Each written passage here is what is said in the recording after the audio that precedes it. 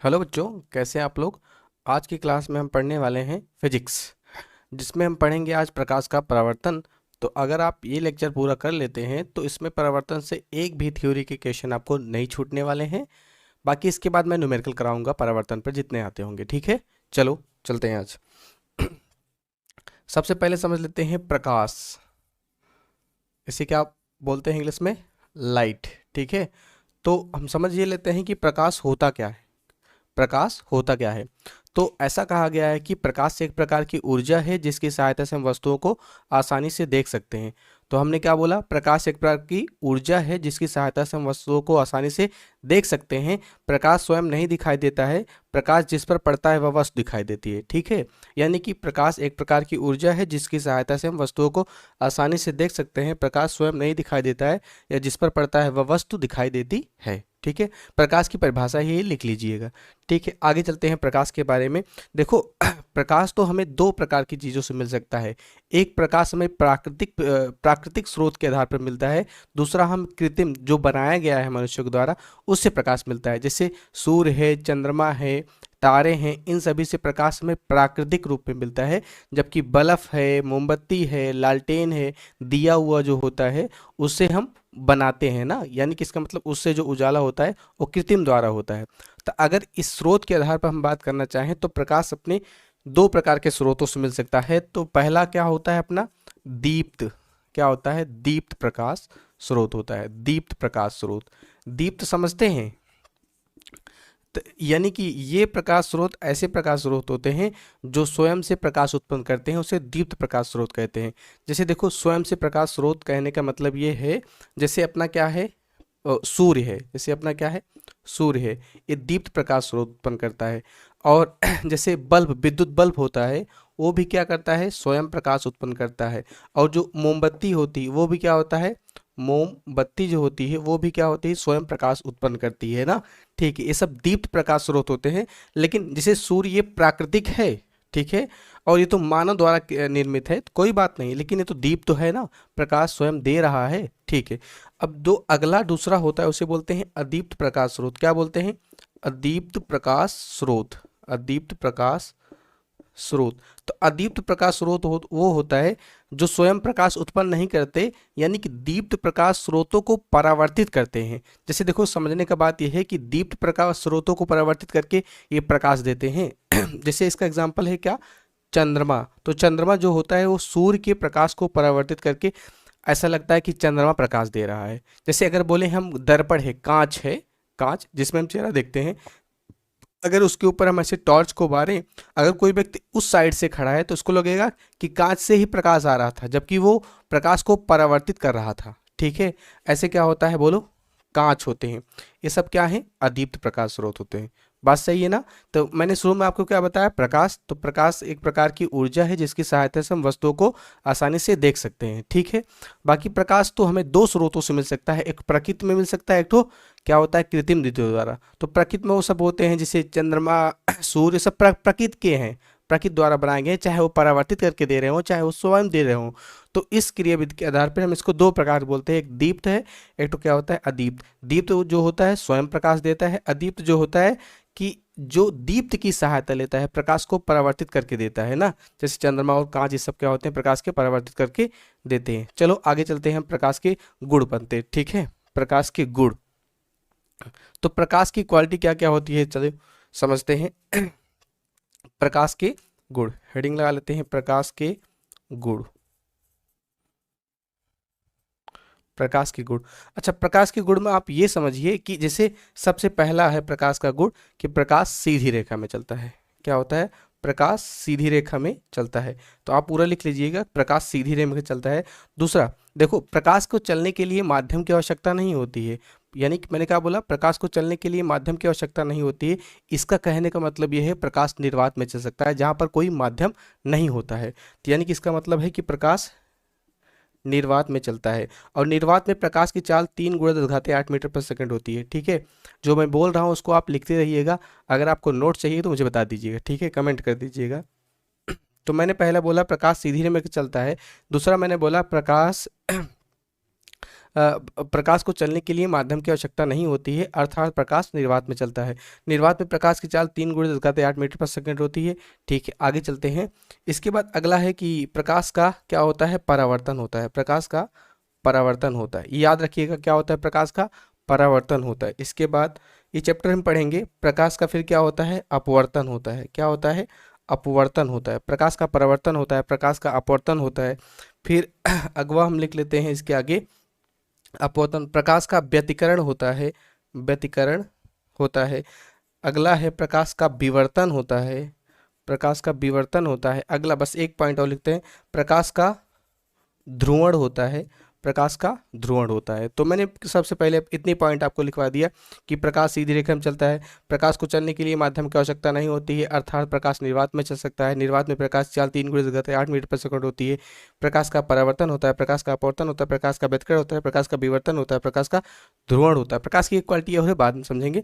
इसके बाद देखो याद कर लो, दृश्य प्रकाश यानी कि इसका मतलब जैसे होते हैं जो रिफ्लेक्ट होकर आ रही हैं, किसी वस्तु पर पड़ रही हैं, तो उसकी तरंगदैर्घ्य होती हो 4000 एंगस्ट्रॉम से 8000 एंगस्ट्रॉम तक होती है। यानी प्रकाश की तरंगदैर्घ्य क्या होती है, दृश्य यानी दिखते वाले प्रकाश की तरंगदैर्घ्य कितनी होती है, 4000 एंगस्ट्रॉम से 8000 एंगस्ट्रॉम होती है। ये क्या है, प्रकाश के गुण है, आप याद रखिएगा प्रकाश गुण ना। तो शुरू से मैंने क्या समझाया, प्रकाश। तो प्रकाश क्या है, एक प्रकार की ऊर्जा है जिसकी सहायता से हम वस्तुओं को आसानी से देख सकते हैं। ठीक है, प्रकाश हमें 2 स्रोत से मिल सकता है। एक तो क्या होता है, प्राकृतिक स्रोत से, प्राकृतिक स्रोत से। एक तो क्या मिलता है, कृत्रिम स्रोत से, कृत्रिम, कृत्रिम, ठीक है ना, कृत्रिम से। तो हमने क्या बोला, प्राकृतिक में वो सब होगा जो भगवान जिसको बना के देते हैं, यानी कि जिसे जो ऊपर ऊपर वाला है, जिसे क्या है, सूर्य है, नेचर द्वारा, सूर्य है, चंद्रमा है और तारे हैं, ये सब क्या है, प्राकृतिक हैं। जबकि कृत्रिम क्या है, विद्युत बल्ब है। तो इसके आधार पर मैंने 2 प्रकार का इसका बोला ना, जैसे एक क्या है, दीप्त है, एक तो क्या है, अदीप्त है ना। ठीक है, दीप्त जो स्वयं प्रकाश को उत्पन्न करेगा, अदीप्त जो होगा कि दीप्तों की सहायता से, यानी दीप्तों के प्रकाश को परिवर्तित करेगा। ठीक है, इसके बाद मैंने बोला प्रकाश का गुण। तो प्रकाश सीधी रेखा में चलता है, प्रकाश निर्वात चलता है। निर्वात कहने चले मतलब प्रकाश को चलने के लिए माध्यम की आवश्यकता नहीं होती है। ठीक है, इसके बाद प्रकाश का परावर्तन होता है, प्रकाश का अपवर्तन होता है, प्रकाश का व्यतिकरण होता है, प्रकाश का विवर्तन होता है, प्रकाश का ध्रुवण होता है। दृश्य प्रकाश की तरंगदैर्घ्य 4000 एंगस्ट्रॉम से 8000 एंगस्ट्रॉम तक होती है। ठीक है, इतना बात क्लियर। ठीक है, आप चिंता बिल्कुल मत कीजिए कि आपको स्पीड करके क्लासेस देखनी पड़ेगी, मैं इतना स्पीड खुद पढ़ाऊंगा। ठीक है, चलो आगे चलते हैं, इसको इरेज कर लेते हैं ना। चलिए अगला टॉपिक पढ़ते हैं, प्रकाश का परावर्तन। क्या पढ़ते हैं, प्रकाश का परावर्तन। तो प्रकाश का परावर्तन, प्रकाश का परावर्तन। प्रकाश का परावर्तन समझने से पहले आप ये जान लीजिए कि एक प्लेन, जैसे दर्पण जिसमें हम लोग अपना चेहरा देखते हैं, वो क्या होता है, प्लेन मिरर होता है। क्या होता है, समतल दर्पण ना। तो हम एक समतल दर्पण बना लेते हैं, उस पर प्रकाश के परिवर्तन को दिखाने की कोशिश करते हैं। जैसे देखिए अपना एक मान लेते हैं, क्या ये है, समतल दर्पण। तो कुछ ऐसे करके एक लाइन ड्रा कर लिए हैं, प्लेन है, और इसकी एक सतह क्या कर दिए हैं, कलई, कलई माने पेंट कर दिए हैं नीचे से ना। ठीक है, चलो अब एक काम कर ले रहे हैं कि इसके ऊपर एक प्रकाश किरण ऊपर से क्या होगी, आपतित होगी। ऊपर से प्रकाश किरण क्या होगी, आपतित होगी। इसके बाद टकराने के पश्चात ऐसे कुछ चली जाएगी, ऐसे टकराने के पश्चात चली जाएगी। तो एंगल मापने के लिए हम लोग क्या खींच लेते हैं, अविलंब। क्या खींच लेते हैं, अविलंब। ठीक है, ये तीनों पॉइंट जहां पर मिलते हैं उसे कहते हैं हम क्या, आपतन बिंदु। क्या कहते हैं, आपतन बिंदु। ठीक है, तो जो प्रकाश किरण आ रही होती है उसका नाम क्या रखे थे हम लोग, आपतित, आपतित किरण, आपतित किरण। और टकराकर जो जाती है उसका नाम होता है परावर्तित किरण। क्या नाम होता है, परावर्तित किरण। और एंगल मापने के लिए क्या खींचते हैं, अभिलंब। ओके, ठीक है ना। देखो जो और आपतित किरण होती है, जो आपतित किरण होती है और अभिलंब के बीच बना जो कोण बनता है वो क्या होता है, आपतन कोण। और जो परावर्तित और अभिलंब के बीच बना कोण होता है उसे बोलते हैं परावर्तन कोण। ठीक है ना। तो अगर इन जनरल में परावर्तन की परिभाषा आपको ये समझाना चाहें परावर्तन क्या होता है, तो समझिएगा, प्रकाश की किरण का किसी चिकने तल पर पड़कर उसी माध्यम में लौट जाने की घटना को प्रकाश का परावर्तन कहते हैं। प्रकाश की किरण का किसी चिकने तल पर पड़कर उसी माध्यम में लौट जाने की घटना को प्रकाश का परावर्तन कहते हैं। फिर से बोलिए, प्रकाश की किरण का किसी चिकने तल पर पड़कर उसी माध्यम में लौट जाने की घटना को प्रकाश का परावर्तन कहते हैं। ठीक है, आगे चलते हैं। प्रकाश का परावर्तन कहते हैं ना। देखो, परावर्तन के दो नियम हैं, समझ लेते हैं परावर्तन के नियम। तो परावर्तन के लोग इधर समझ लेते हैं परावर्तन के नियम। देखिए परावर्तन का नियम क्या क्या होता है। परावर्तन के नियम, तो प्रथम नियम, क्या? प्रथम नियम। तो आप अगर चाहिए तो आप लिख सकते हैं ना, प्रथम नियम क्या है कि आपतित किरण, परावर्तित किरण तथा आपतन बिंदु पर खींचे गए अभिलंब तीनों एक ही तल में होते हैं। क्या नियम है? आपतित किरण, परावर्तित किरण तथा आपतन बिंदु पर खींचे गए अभिलंब तीनों एक ही तल में होते हैं। यह परावर्तन का पहला नियम है। क्या? आपतित किरण, परावर्तित किरण तथा आपतन बिंदु पर खींचे गए अभिलंब तीनों एक ही तल में होते हैं। इसके बाद दूसरा नियम देखिए परावर्तन का, द्वितीय नियम। परावर्तन का दूसरा नियम है ना, वो क्या है? वो आपतन कोण हमेशा परावर्तन कोण के बराबर होगा। थोड़ा चित्र में ये ज़्यादा लग रहा है, लेकिन ऐसा नहीं होता है कि हमेशा याद रखिएगा आपतन कोण, जो अपना आपतन कोण होगा और परावर्तन कोण क्या होगा? बराबर होगा। यानी कि आपतन कोण सदैव बराबर होता है किसके? परावर्तन कोण के। ये परावर्तन का दूसरा नियम है। तो ठीक है, मैं समझता हूँ। सबसे पहले प्रकाश का परावर्तन। प्रकाश का परावर्तन क्या होता है कि प्रकाश की किरण का किसी चिकने तल पर पड़कर उसी माध्यम में लौट जाने की घटना को प्रकाश का परावर्तन कहते हैं। परावर्तन के दो नियम हैं, आपतित किरण, परावर्तित किरण तथा आपतन बिंदु पर खींचा गया अभिलंब तीनों एक ही तल में होते हैं और आपतन कोण हमेशा परावर्तन कोण के बराबर होता है। ठीक है, हो गया दोनों। चलो आगे समझते हैं। देखो, परावर्तन भी दो प्रकार का हो सकता है। परावर्तन भी कितने प्रकार का हो सकता है? दो प्रकार का। कौन कौन? देखो, परावर्तन जो पहला होता है उसे बोलते हैं नियमित परावर्तन। क्या बोलते हैं? नियमित परावर्तन। दूसरा होता है क्या? अनियमित परावर्तन। तो परावर्तन दो प्रकार के होते हैं, एक नियमित होता है, एक ठो अनियमित। याद रखिएगा, नियमित परावर्तन हम उसे कहेंगे जैसे देखो यहाँ पर अगर प्रकाश किरणें ऐसे आए, ऐसे बहुत सारे प्रकाश किरणें आए और सब समांतर चली जाए ना, इसका मतलब उसमें नियमित परावर्तन है। और उसमें याद रखना, जो प्लेन होगा, जो सरफेस होगा, एकदम चिकना होगा, खुरदुरा उर्दुरा नहीं होगा, उसमें क्या होता है? नियमित परावर्तन होता है। जबकि अगर प्लेन खुरदुरा रहेगा, अगर प्लेन खुरदुरा रहेगा, उसमें जो परावर्तन होगा वो अनियमित परावर्तन होगा ना। जैसे इसका मतलब, जो जैसे पे प्लेन थोड़ा खुरदुरा है ना, तो यहाँ प्रकाश किरण आएगी, टकरा के ऐसे चली जाएगी, यहाँ आएगी ऐसे चली जाएगी। यानी कि इसका मतलब जो प्रकाश किरण आ रही थी और जो प्रकाश जा रही थी, तो खुद के एक दूसरे के समांतर नहीं थी प्रकाश किरणें, उसे हम क्या कहेंगे? अनियमित परावर्तन। दो प्रकार का होगा, एक ठो नियमित, एक ठो अनियमित। नियमित में क्या होगा? प्रकाश किरणें जो समांतर आ रही थी, अगर टकराने के पश्चात समांतर जा रही हैं तो क्या होगा? नियमित परावर्तन। अगर समांतर चलो आ रही थी लेकिन टकरा कर समांतर नहीं जा रही थी, वो क्या होगा? अनियमित परावर्तन। यानी कि ऐसा खुरदुरी सरफेस हो सकता है, जैसे कांच कहीं टूटा उटा रहे, जैसे होता नहीं गाड़ियों में कांच ऐसे टूट जाता है, चमकने लगता है, वो सब उसमें क्या होता है? अनियमित परावर्तन। ओके, ठीक है, चलो आगे चलते हैं। क्या परावर्तन आपको क्लियर है? ठीक है, आगे चलते हैं। चलिए हेडिंग लगाते हैं, क्या? प्रतिबिंब। क्या? प्रतिबिंब। क्या? इमेज, इसे बोलते हैं प्रतिबिंब। क्या बोलते हैं? प्रतिबिंब। अच्छा, प्रतिबिंब समझिए, जैसे देखो हम दर्पण के सामने खड़े हो जाएं तो अपना पूरा पूरा चेहरा ऐसे उसमें बन जाता है ना। तो यानी कि इसका मतलब कि हम दर्पण के लिए बिंब हैं और जो हमारा चेहरा उस पर बना वो क्या है? प्रतिबिंब है। बिंब माने वस्तु होती है ना। ठीक है, जैसे देखो ना कि अगर मान लेते हैं कि ये कोई वस्तु है, क्या क्या है? कोई वस्तु है ना। अगर हम दर्पण, तो आपको अभी बाद में पढ़ाने वाले दर्पण कई प्रकार का है, तो इसका मतलब अगर यहाँ वस्तु है तो ये क्या है? अपना पहला बिंदु है। क्या है? पहला बिंदु है।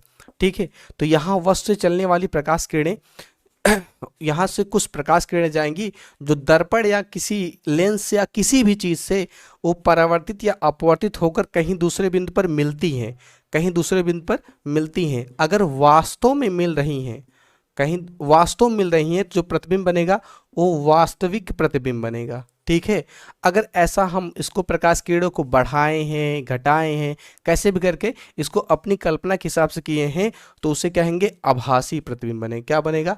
आभासी प्रतिबिंब बनेगा। इसका कहने का मतलब है कि किसी भी बिंदु से चलने वाली प्रकाश किरणें किसी दूसरे बिंदु पर वास्तव में मिलती हैं तो वहां पर वास्तविक प्रतिबिंब बनेगा। अगर किसी दूसरे बिंदु पर आभासी रूप से मिल रही है उसे बोलेंगे आभासी प्रतिबिंब बनेंगे। यानी प्रतिबिंब भी दो प्रकार का होगा, एक वास्तविक एक ठो आभासी।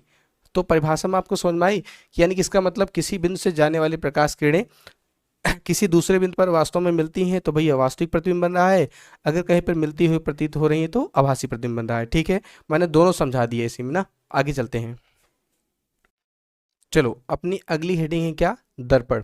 तो देखो दर्पण होता क्या है, किसी भी पारदर्शी सतह की एक सतह पर, यानी कि पारदर्शी सतह जैसे ये दो सतह है ना, इधर भी है इधर भी, तो कोई भी पारदर्शी सतह माने इस पार से उस पार दिखने वाली है, एक सतह पर हम क्या कर दें कलई, और दूसरी क्या हो जाएगी परावर्तक, उसे क्या कहेंगे दर्पण कहेंगे। उसे क्या कहेंगे दर्पण कहेंगे। यानी कि इसकी एक सतह पर कलई कर दी जाए और दूसरी सतह क्या हो परावर्तक हो, उसे क्या कहेंगे दर्पण कहेंगे।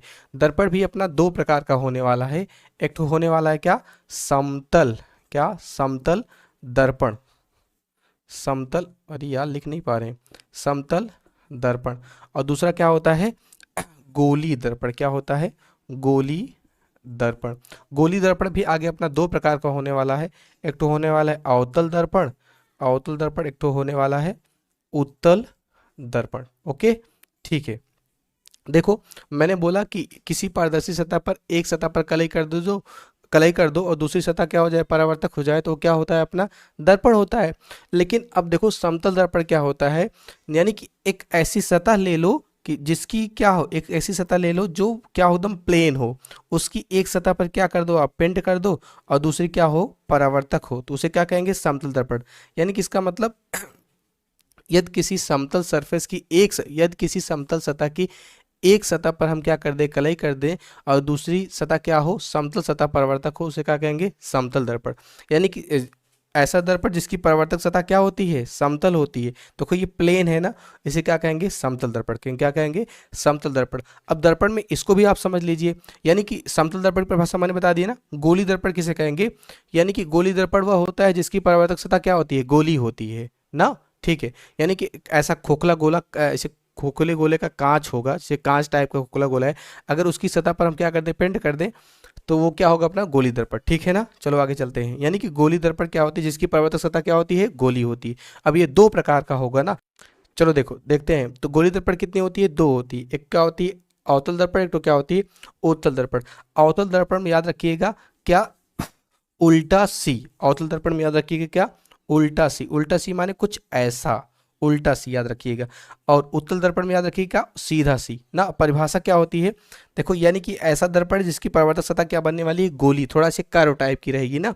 ठीक है, यदि गोली दर्पण की, ये गोली दर्पण ही है ना, यदि गोली दर्पण की उभरी हुई सतह पर कलई कर दी जाए, उभरी माने देखो ऊपर ऊपर वाली कर रहे हैं ना, यदि गोली दर्पण की उभरी हुई सतह पर कलई कर दी जाए और परावर्तक अंदर की सतह से हो तो उसे क्या कहते हैं अवतल दर्पण। क्या कहते हैं अवतल दर्पण। जस्ट इसका उल्टा बात करने वाले हैं हम उत्तल में। यदि गोली दर्पण की अंदर की सतह पर कलई कर दी जाए और परावर्तन कहाँ से हो बाहरी सतह से हो, उसे क्या कहते हैं उत्तल दर्पण। क्या कहते हैं उत्तल दर्पण ना। ठीक है, अवतल उत्तल समझ में आया ना। तो चलो, यानी कि मैंने परिभाषा में दर्पण क्या बताया कि एक ऐसा चीज होगा, यानी कि एक ऐसा पृष्ठ होगा पारदर्शी पृष्ठ होगा जिसकी एक सतह पर कलई कर दी जाए और दूसरी क्या हो परावर्तक हो, तो उसे कहते हैं दर्पण। और दर्पण दो प्रकार का होता है, समतल दर्पण और गोली दर्पण। यानी समतल दर्पण हम उसे कहते हैं जिसकी परावर्तक सतह क्या होती है समतल होती है, वो समतल दर्पण होता है। और जिसकी परावर्तक सतह क्या होती है गोली होती है, गोली दर्पण कहलाता है। गोली दर्पण दो प्रकार का होता है, अवतल दर्पण और उत्तल दर्पण।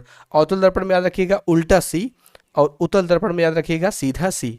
तो अवतल दर्पण की परिभाषा क्या होगी, यदि गोली दर्पण की उभरी हुई सतह पर कलई कर दी जाए और परावर्तन अंदर की सतह से हो तो उसे क्या कहते हैं परावर्तन। माने यहाँ से प्रकाश किरण गुजारोगे उसे टकरा कर चली जाएगी ना। ठीक है, यहाँ प्रकाश किरणों को गुजारोगे आप, प्रकाश किरणों गुजारोगे, ये टकरा कर क्या होगा कुछ ऐसे चली जाएंगी। ठीक है, तो हो गया भैया अवतल और उत्तल हो गया। अब चलो आगे चलते हैं। समतल दर्पण के बारे में कुछ और चीज समझनी है कि समतल दर्पण द्वारा जो प्रतिबिंब बनता है उसकी क्या क्या क्वालिटियां होती है उसको हमें समझना है। ठीक है, तो हेडिंग है समतल दर्पण द्वारा बने प्रतिबिंब के गुण, प्रतिबिंब के गुण, समतल दर्पण द्वारा बने प्रतिबिंब के गुण। अच्छा, याद रखिएगा सबसे पहला पॉइंट, समतल दर्पण द्वारा बने प्रतिबिंब का गुण, समतल दर्पण द्वारा हमेशा सीधा प्रतिबिंब बनता है। क्या बनता है? हमेशा सीधा प्रतिबिंब बनता है। तो समतल दर्पण द्वारा हमेशा सीधा प्रतिबिंब बनता है। हमेशा कैसा बनता है? सीधा बनता है।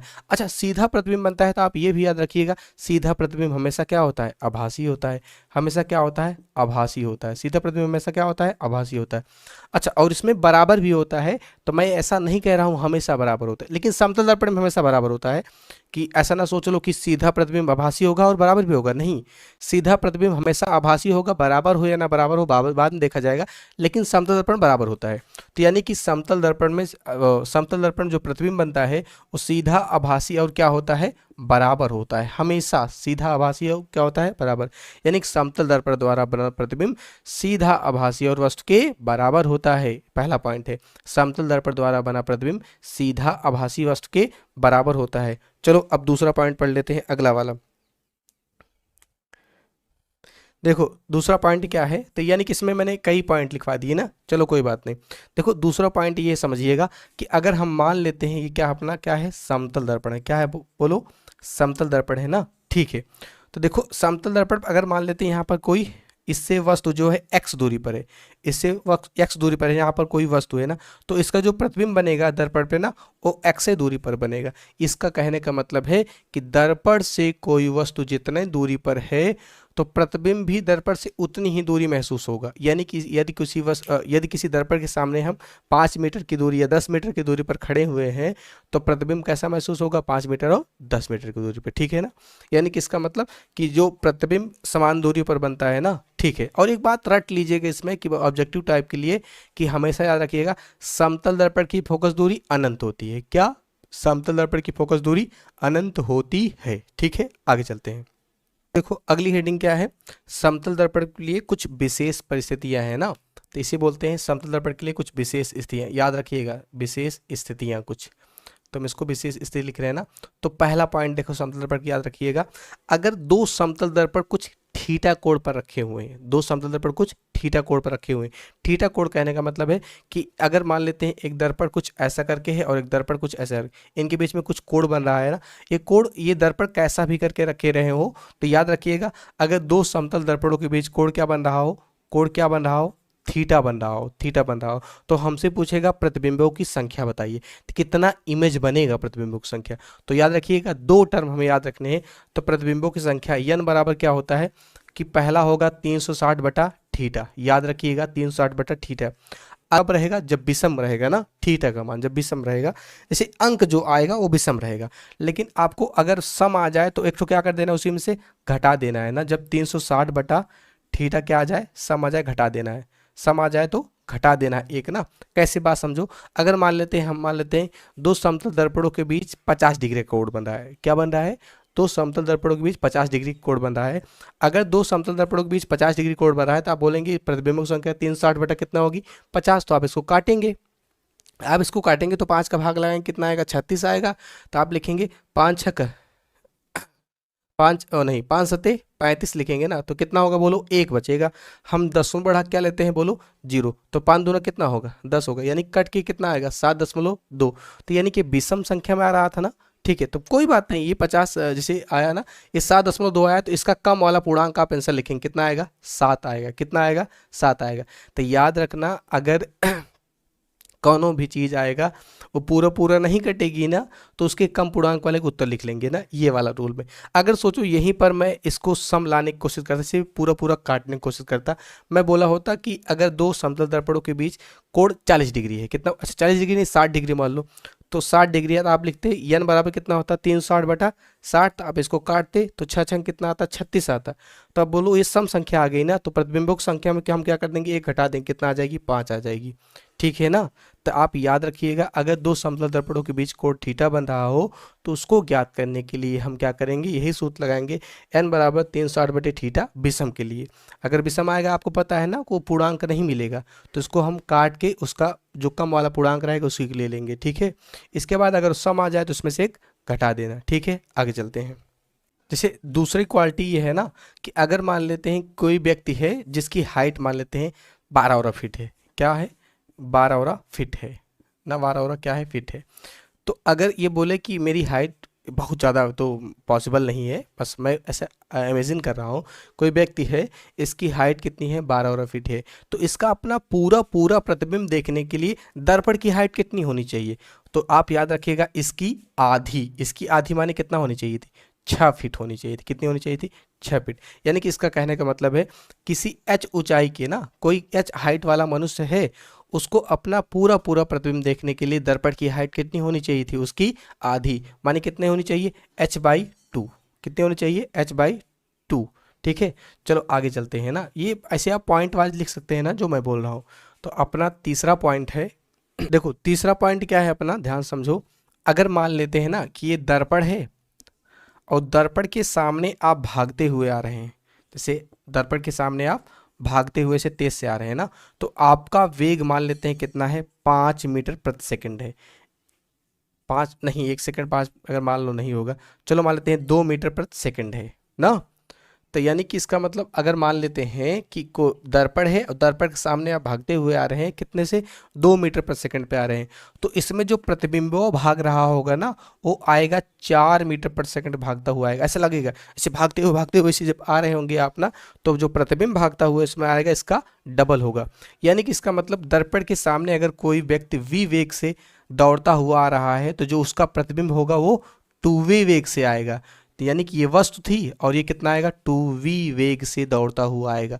याद रखिएगा, यदि कोई व्यक्ति दर्पण के सामने v वेग से दौड़ता हुआ आ रहा है, तो प्रतिबिंब उसके 2v वेग से दौड़ता हुआ आएगा। आगे चलते हैं, ठीक है। चलो, जैसे अब एक पॉइंट और समझ लेते हैं। तीसरा, ये चौथा पॉइंट है ना। अगर कोई मान लेते हैं, जैसे यहाँ पर मैं खड़ा हूँ, ठीक है ना, यहाँ पर मैं खड़ा हूँ ना, ठीक है। अब मुझे एक काम करना है कि यहाँ पर एक शीशा लगाना है, एक दर्पण लगाना है ना, और दर्पण को बताइए दर्पण की कितनी मतलब लंबाई उम्बाई की जाए कि ताकि जो अपनी मेरे पीछे वाली पूरी दीवार है वो पूरा दिख जाए ना, पूरा पूरा दीवार दिख जाए। तो दर्पण की हाइट कितनी होनी चाहिए? तो याद रखिएगा, इसकी जो पीछे वाली दीवार होगी उसकी पूरी की क्या होगी? तिहाई होगी ना, जो भी आएगा उसका तिहाई होगा। ठीक है, चलिए हम लोग समतल दर्पण तो पूरा कंप्लीट कर चुके हैं। अब चलते हैं किस पर? गोली दर्पण। किस पर? गोली दर्पण पे। जैसा मैंने अभी जब आपको उस समय पढ़ा रहे तो उस समय आपको बता दिए थे कि गोली दर्पण के बारे में ना। तो गोली दर्पण क्या होता है? 2 प्रकार का होता है ना। गोली दर्पण क्या होता है? 2 प्रकार का होता है। पहला क्या होता है? अवतल दर्पण। क्या होता है? अवतल दर्पण। परिभाषा थोड़ा बहुत उसमें भी बता दिए थे आपको, आपको याद हो शायद तो। दूसरा क्या होता है? उत्तल दर्पण। ठीक है ना। तो हम आपको ये बताए थे अवतल दर्पण में कि अवतल दर्पण कुछ क्या होता है? उल्टा सी जैसा, उल्टा सी जैसा। जैसे देखो यहाँ बना ले, क्या ऐसे करके यहाँ बना लेते हैं, इसको मिटा के यहाँ बनाते हैं। यहाँ पहला वाला यहाँ लिख लेते हैं क्या? अवतल दर्पण। और इधर इस साइड में हम क्या लिख लेते हैं अपना? क्या? उत्तल दर्पण। तो इसी में हम सारी परिभाषाएं समझ लेंगे ना। देखो जैसे अवतल दर्पण में आपको क्या बताए थे? कुछ ऐसा बताए थे, उल्टा सी को ऐसे याद रखिए, उल्टा सी। तो परिभाषा देखिए, लिखिएगा आप समझ के ना, कि यदि गोली दर्पण की उभरी हुई सतह पर कलई कर दी जाए, क्या मैंने बोला? यदि गोली दर्पण की उभरी हुई सतह पर कलई कर दी जाए और परावर्तन कहाँ से होगी? अंदर की सतह से, मानी परावर्तन प्रकाश किरण को इधर से गुजारोगी, टकरा के इधर चली जाएगी, और परावर्तन कहाँ से हो? अंदर की सतह से हो, तो उसे क्या कहते हैं? अवतल दर्पण। क्या कहते हैं बोलो? अवतल दर्पण ना। अब जस्ट इसमें हमें समझना है, तो आपको बताया था ये क्या होता है? सीधा सी। क्या होता है? सीधा सी। तो परिभाषा क्या होगी? यदि गोली दर्पण की अंदर की सतह पर कलई कर दी जाए, फिर से बोलो, यदि गोली दर्पण की अंदर की सतह पर कलई कर दी जाए और परावर्तन कहाँ से हो? बाहरी सतह से हो, और परावर्तन कहाँ से हो? बाहरी सतह से हो, उसे क्या कहते हैं? उत्तल दर्पण। उसे क्या कहते हैं? उत्तल दर्पण। ठीक है, चलो आगे चलते हैं। अब दर्पण से संबंधित हमें कुछ परिभाषाएं समझनी पड़ेगी, तो समझते हैं ना। सबसे पहले दर्पण से संबंधित हेडिंग क्या है? दर्पण से संबंधित महत्वपूर्ण परिभाषाएं। हेडिंग क्या है? दर्पण से संबंधित महत्वपूर्ण परिभाषाएं। ठीक है, तो इसमें पहला हम समझ लेते हैं ध्रुव। क्या होता है? ध्रुव, इसे बोलते हैं इंग्लिश में पोल ना। देखो ध्रुव चाहे इसका हो चाहे उसका, मैं दोनों को कॉमन बताने चल रहा हूँ ना। तो ध्रुव क्या होता है? दर्पण के मध्यबिंदु को ध्रुव कहते हैं। इसका मतलब गोली दर्पण का जो मध्यबिंदु होगा वही ध्रुव होगा। देखो यानी कि इसका मतलब ये दर्पण है ना, तो इसका इसे M1 M2 इसे द्वारक बोलते हैं। तो इसका दर्पण का जो मध्यबिंदु है यही क्या अपना है? ध्रुव है। ये जो दर्पण का मध्यबिंदु है यही अपना क्या है? बोलो, ध्रुव है। दर्पण का मध्यबिंदु क्या है अपना? ध्रुव है। ठीक है, हो गया। इसके बाद दूसरा है अपना वक्रता केंद्र। क्या है अपना? वक्रता केंद्र, इसे बोलते हैं सेंटर ऑफ कर्वेचर। अच्छा समझिएगा, वक्रता केंद्र क्या होगा अपना? वक्रता केंद्र, बात समझो, ये जो गोली दर्पण होता है, ये जो गोली दर्पण होता है, ये किसी न किसी कांच के खोखले गोले का कटा भाग होता है। बात समझिएगा, जैसे मैं इसको अगर पूरा बढ़ाऊंगा तो एक गोला टाइप कैसे बन जाएगा ना, अगर मैं इसको भी पूरा ऐसे बढ़ाऊंगा तो ये भी एक ऐसे गोला टाइप का बन जाएगा, गोला टाइप का ना। तो यानी कि इसका मतलब ये जो गोली दर्पण होते हैं किसी कांच के खोखले गोले के कटे भाग होते हैं, जो उसी का केंद्र होता है वही इसका केंद्र कहलाता है।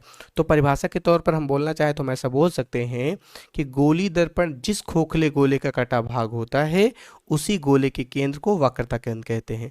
गोली दर्पण जिस खोखले गोले का कटा भाग होता है उसी गोले के केंद्र को वक्रता केंद्र कहते हैं। परिभाषा हो गई ना। तो यहीं कहीं बीच में इसका सेंटर आएगा ना, तो सेंटर को देखेंगे सी से, यही वक्रता केंद्र होगा, और यही कहीं बीच में सेंटर आएगा ना, इसे बोलेंगे सी से, यही क्या होगा अपना?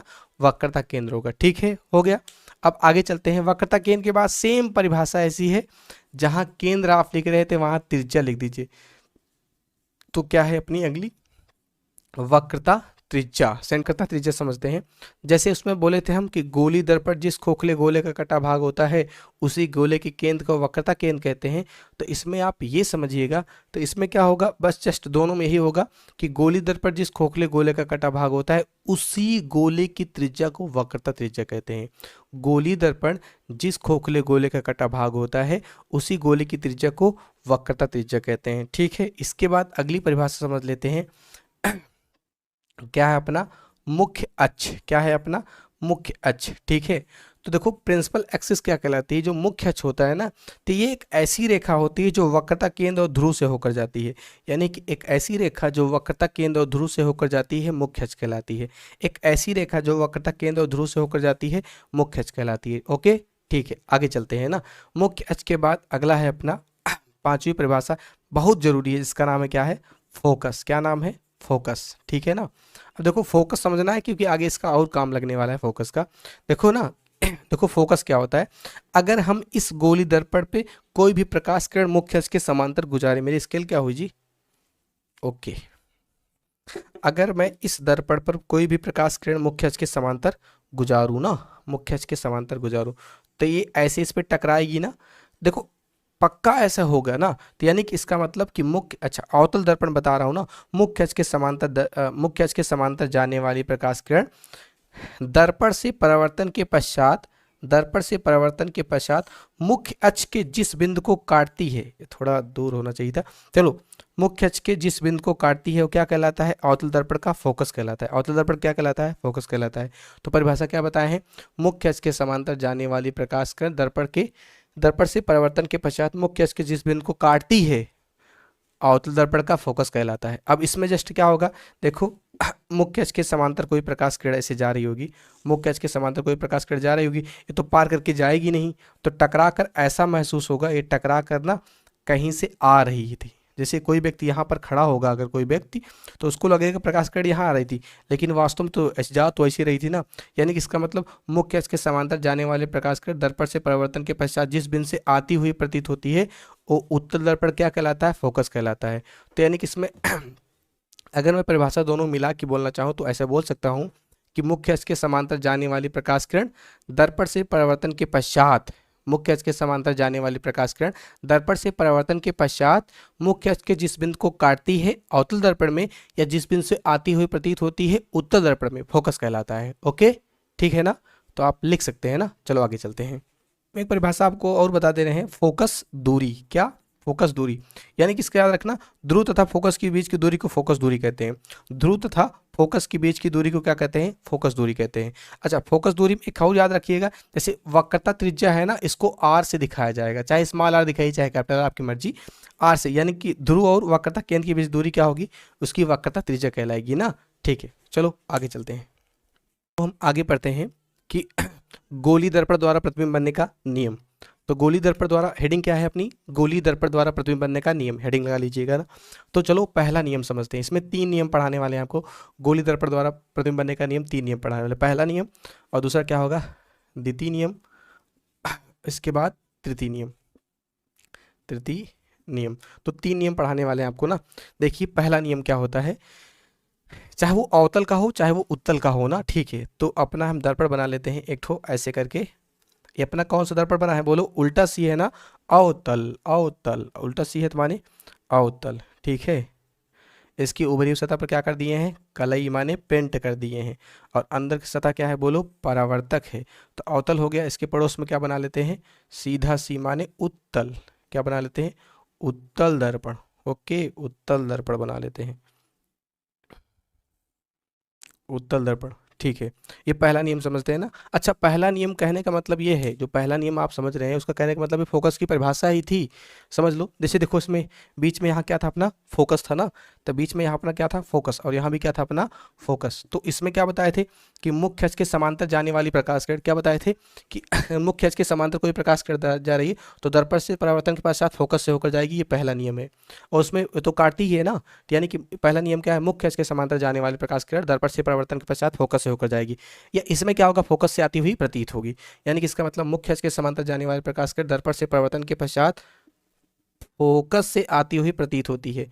ये उत्तल का है, ठीक है ना। तो मैंने क्या बोला, मुख्य अक्ष के समांतर जाने वाली प्रकाश किरण दर्पण से परावर्तन के पश्चात फोकस से जाती हुई फोकस से होकर जाती है या फोकस से आती हुई प्रतीत होती है, ठीक है। आगे चलते हैं, दूसरा नियम। दूसरे नियम में क्या रहेगा, अपना दर्पण ही रहेगा। एक ठो अपना बना लेते हैं क्या, अवतल दर्पण। इसकी अंदर की सतह पर क्या करते हैं, कलाई कर देते हैं। और दूसरा बना लेते हैं क्या बोलो, उत्तल दर्पण। और इसकी क्या करते हैं, उल्टा बना दिया यार।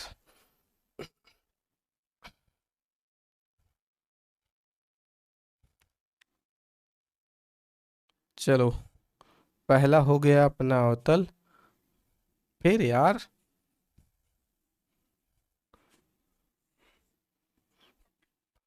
फिर बहुत पास तो नहीं हो गया, चलो पास हो गया तो कोई बात नहीं। देखो दूसरा नियम क्या है, दूसरा नियम क्या है, इसकी सतह पर क्या हो गई, अंदर पर कलाई, और इसकी हम यहाँ पर बाहरी सतह पर कलाई कर देते हैं। ओके, ठीक है। देखो, तो यहाँ पर अभी तक इसमें हम क्या बताए थे, मुख्य अक्ष के समांतर जाने वाले प्रकाश के दर्पण से परावर्तन पश्चात फोकस से होकर जाएगी। और इसमें क्या बताए थे, मुख्य अक्ष के समांतर जाने वाले प्रकाश के फोकस से आती हुई प्रतीत होती। तो ये दोनों नियम एक ही था, फोकस से वाला, ठीक है। अब दूसरा अगर देखो, दूसरा क्या है कि फोकस से होकर जाने वाली ना, फोकस से होकर जाने वाली या फोकस की ओर जाती हुई प्रतीत होने वाली, तो हम क्या बोले हैं, फोकस से होकर जाने वाली या फोकस की ओर जाती हुई प्रतीत होने वाली प्रकाश किरण दर्पण से परावर्तन के पश्चात मुख्य अक्ष के समांतर हो जाएगी। तो दर्पण से परावर्तन के पश्चात मुख्य अक्ष के समांतर हो जाएगी, दर्पण से परावर्तन के पश्चात मुख्य अक्ष के समांतर हो जाएगी, दर्पण के परावर्तन के पश्चात मुख्य अक्ष के समांतर हो जाएगी। तो हम क्या बोले हैं, फोकस की ओर जाती हुई या सॉरी फोकस से होकर जाने वाली या फोकस की ओर जाती हुई प्रतीत होने वाली प्रकाश किरण दर्पण से परावर्तन के पश्चात मुख्य अक्ष के समांतर हो जाती है, ठीक है ना। तो दूसरा नियम हो गया। अब तीसरा नियम सबसे सिंपल नियम है कि प्रकाशिक केंद्र से होकर जाने वाली प्रकाश किरण बिना विचलित हुए, यानी कि इसका परिवर्तन अपवर्तन तो परिवर्तन कुछ नहीं होगा, बिना विचलित हुए अपने मार्ग से वापस लौट आती है। तो हम दर्पण बना लेते हैं एक तो क्या अपना अवतल, और एक तो बना लेते हैं बगल में उत्तल ना। तो देखो इसमें सिंपल सा नियम क्या होगा, बीच में अपना क्या होता है यहाँ पर वक्रता केंद्र, तो यानी कि वक्रता केंद्र से होकर जाने वाली प्रकाश किरण दर्पण से परिवर्तन पश्चात अपने ही मार्ग से वापस लौट जाती है। ये क्या होता है, तीसरा नियम है। और इसमें भी क्या होगा, वक्रता केंद्र की ओर जाती हुई प्रतीत होने वाली प्रकाश किरण दर्पण से परिवर्तन के पश्चात अपने ही मार्ग से वापस लौट आएगी। ये तीन नियम है, ठीक है। चलो समझते हैं ना, ध्यान से पहला नियम देखो। पहला नियम क्या है अपना, देखिए पहला नियम कि मुख्य अक्ष के समांतर जाने वाले प्रकाश किरण फोकस से होकर जाती है या मुख्य अक्ष के समांतर जाने वाली प्रकाश किरण फोकस से आती हुई प्रतीत होती है। ये पहला नियम है। दूसरा नियम क्या है, फोकस से होकर जाने वाली या फोकस की ओर जाती हुई प्रतीत होने वाली प्रकाश किरणें दर्पण से परावर्तन के पश्चात मुख्य अक्ष के समांतर हो जाती हैं। और तीसरा नियम क्या है कि वक्रता केंद्र से होकर जाने वाली या वक्रता केंद्र की ओर जाती हुई प्रतीत होने वाली प्रकाश किरण दर्पण से परावर्तन के पश्चात अपने ही मार्ग से वापस लौट आती हैं, ठीक है। ये तीनों नियम है, प्रतिबिंब बनने का नियम है ना। अब चलो इसका उपयोग हम करते हैं ना, ठीक है। चलिए अगली हेडिंग है अपना कि गोली दर्पण द्वारा प्रतिबिंब का बनना। गोली दर्पण द्वारा प्रतिबिंब का बनना। अच्छा, गोली दर्पण तो अपने होते हैं दो, क्या होते हैं, दो दर्पण होते हैं, एक अवतल होता है, एक तो उत्तल। हमें तो दोनों दर्पण द्वारा प्रतिबिंब का बनना पढ़ना पड़ेगा।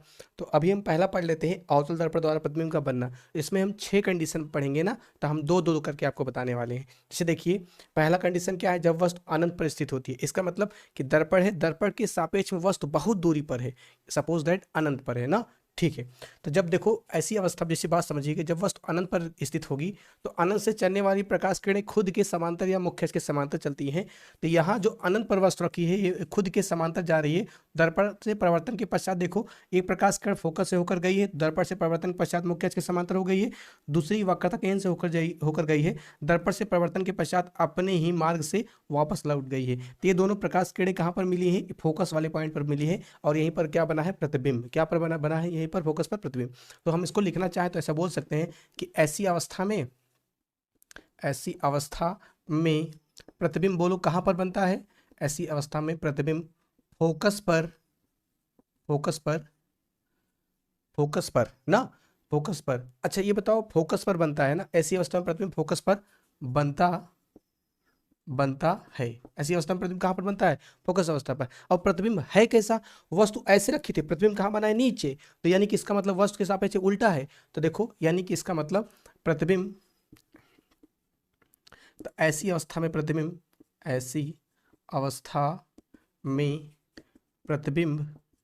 प्रतिबिंब उल्टा उल्टा प्रतिबिंब हमेशा क्या होता है, वास्तविक।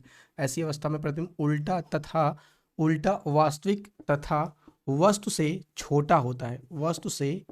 ऐसी अवस्था में प्रतिबिंब उल्टा वास्तविक तथा वस्तु से छोटा होता है, ठीक है ना, छोटा होता है। तो पहली कंडीशन आप रटे रहिएगा कि जब कभी वस्तु कहाँ पर रखी हो, अनंत पर रखी हो, अवतल दर्पण द्वारा जब वस्तु अनंत पर रखी हो तो ऐसी अवस्था में प्रतिबिंब कहाँ पर बनता है, फोकस पर, और वस्तु से छोटा होता है, उल्टा और वास्तविक होता है, ठीक है। अगला चलते हैं, पढ़ते हैं। जब वस्तु अनंत तथा वक्रता केंद्र के बीच में, यानी कि इसका वस्तु अनंत से थोड़ा आगे चली आई गई है, कहाँ पर आई है, वक्रता केंद्र के पास, यानी कि वक्रता केंद्र पर नहीं, उससे थोड़ा दूरी पर है। ऐसी जब क्या बोले, जब वस्तु अनंत तथा वक्रता केंद्र के बीच स्थित हो। तो देखो, अनंत और वक्रता केंद्र के बीच स्थित हो, जब वस्तु अनंत पर थी तो प्रतिबिंब कहाँ पर बना था, फोकस पर। अब वस्तु थोड़ा इधर आई है तो प्रतिबिंब थोड़ा इधर जाएगा। तो देखो, ऐसी अवस्था में प्रतिबिंब यहाँ पर है अपना फोकस, और यहाँ पर है वक्रता केंद्र, तो फोकस और वक्रता केंद्र पर बीच बनी है ना, ठीक है। तो लिख लेते हैं कि ऐसे अवस्था में प्रतिबिंब फोकस और वक्रता केंद्र के बीच बनता है। तो क्या लिखें, बोलो, ऐसी अवस्था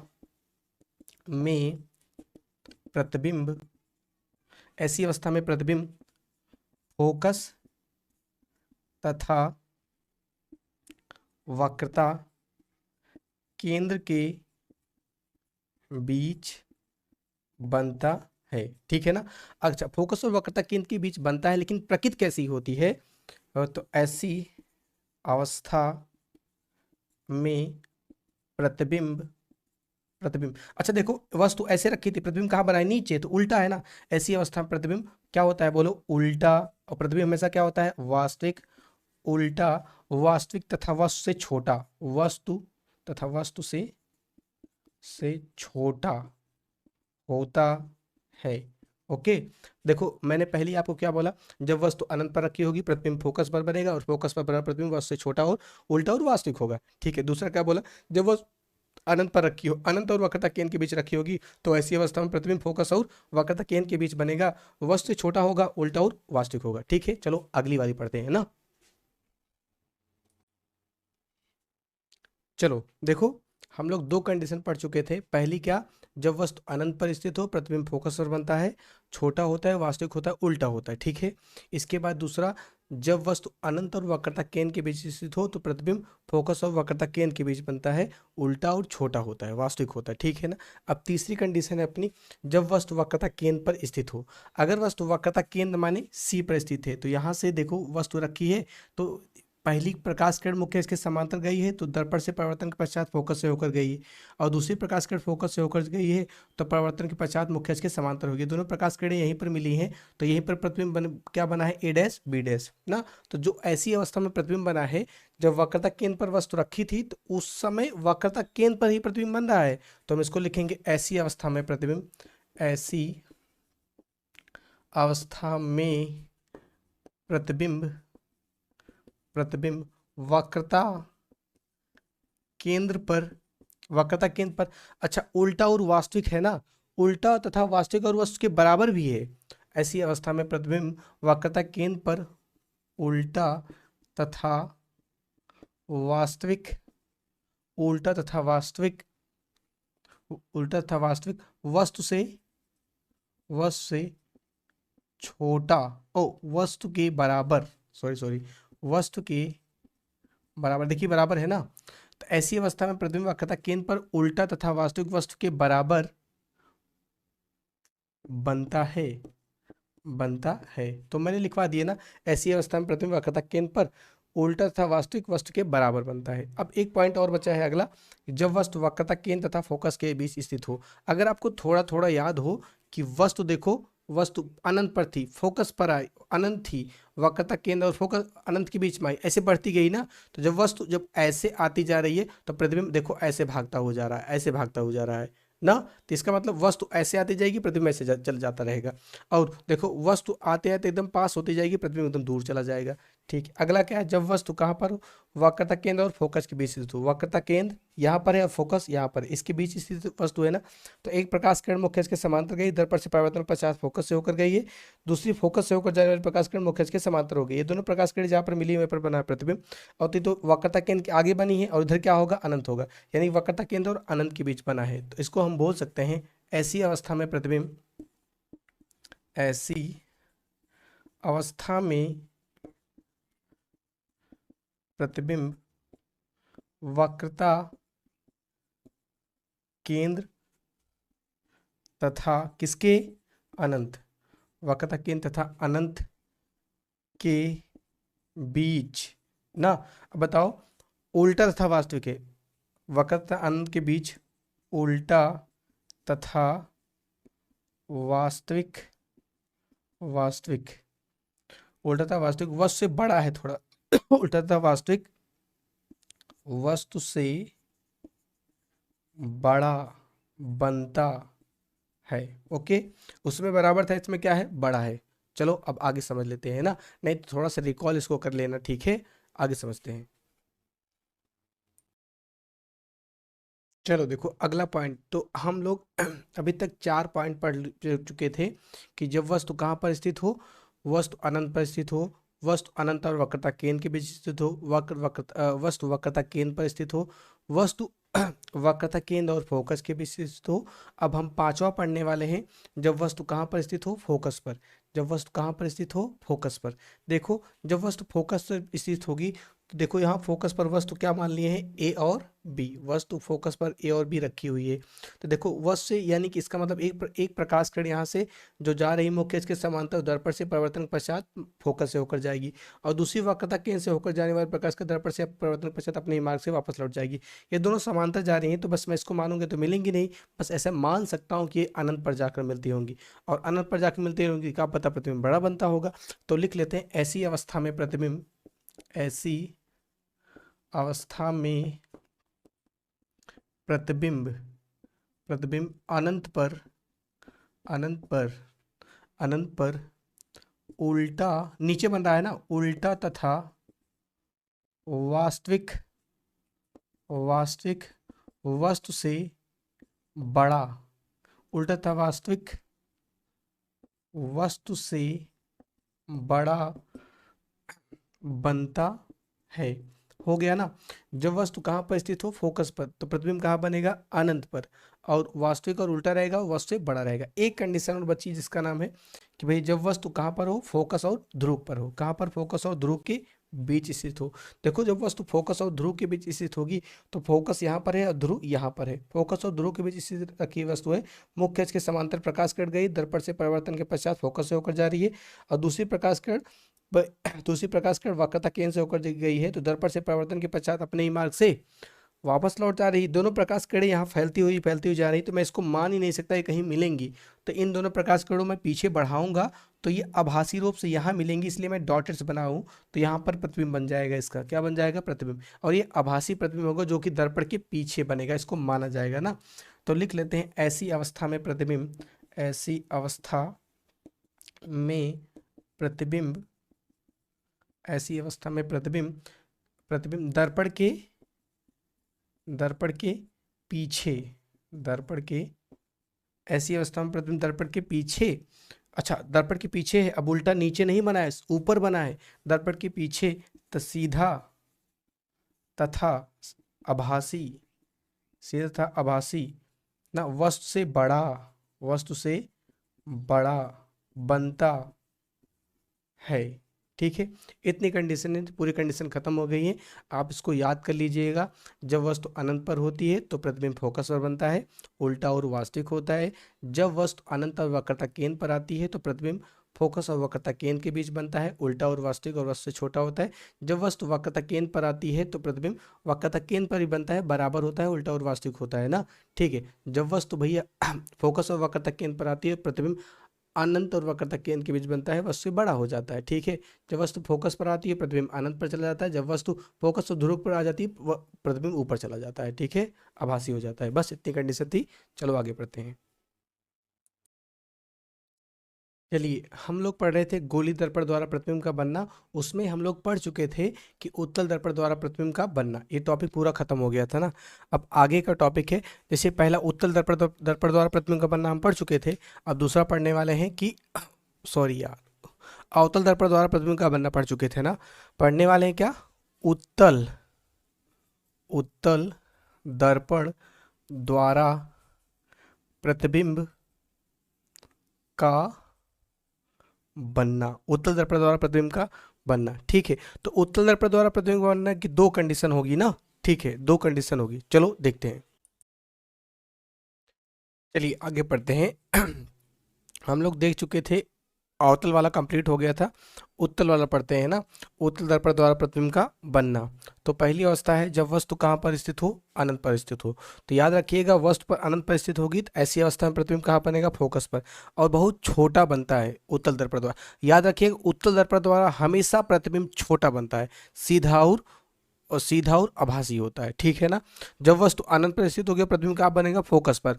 उसमें भी यही होता था, जब वस्तु कहाँ पर स्थित होती है, अनंत पर, कहाँ पर बनता है, फोकस पर ना। देखो अब इसका अगला समझ लेना, मैं इसी को मिटाकर समझा दे रहा हूँ आपको। जब वस्तु कहाँ पर स्थित हो, जब वस्तु अनंत तथा ध्रुव के बीच स्थित हो ना, तो यानी कि अपना यहाँ ध्रुव है ना, तो देखो अगला समझना है, अनंत और ध्रुव के बीच स्थित रखी होगी वस्तु, क्या होगा, तो अनंत इधर कहीं भी हो सकता है ना।